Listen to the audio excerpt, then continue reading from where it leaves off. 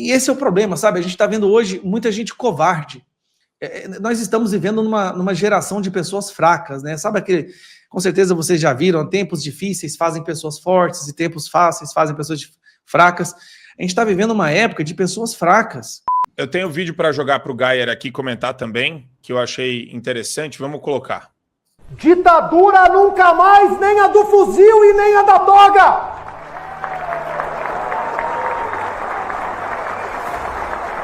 O único caminho para uma nação ter paz, prosperidade e desenvolvimento é o caminho da democracia.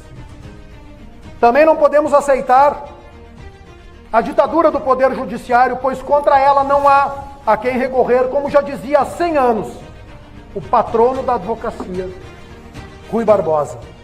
Precisamos dizer em alto e bom som que defendemos.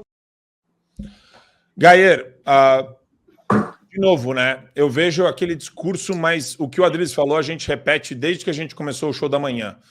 Não adianta a gente falar, existe um problema, o Supremo está avançando os limites impostos pela Constituição.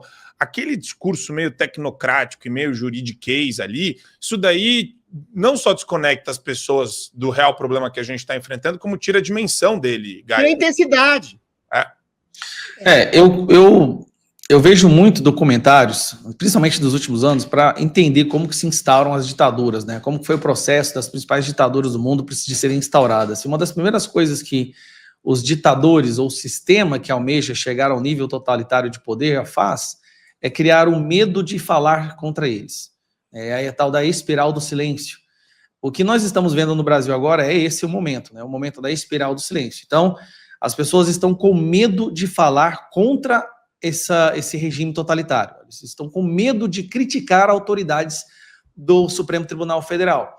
E esse medo de falar contra, porque o STF e a ditadura sabe que se pessoas começam a falar e essa onda fica generalizada e as pessoas começam a se mobilizar, eles podem ser derrubados.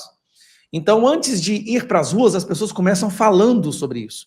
Tem que se silenciar, tem que se calar essas pessoas. E eles estão tentando fazer isso de todas as formas, através das redes sociais, prendendo, perseguindo os principais nomes que tendem a verbalizar mais contra essa ditadura. Então, e esse é o problema, sabe? A gente está vendo hoje muita gente covarde.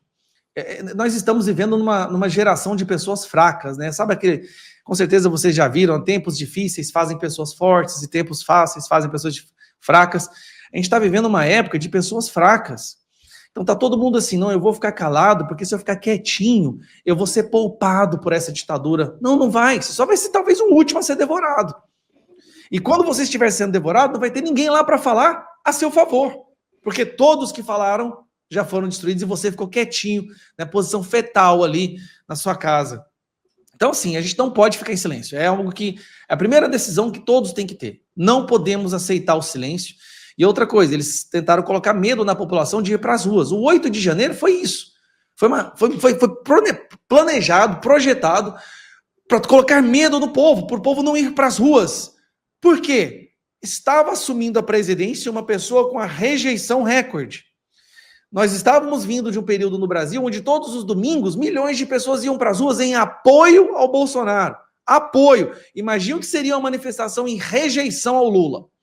Então eles sabiam que se essas manifestações continuassem, esse governo não ia durar um ano.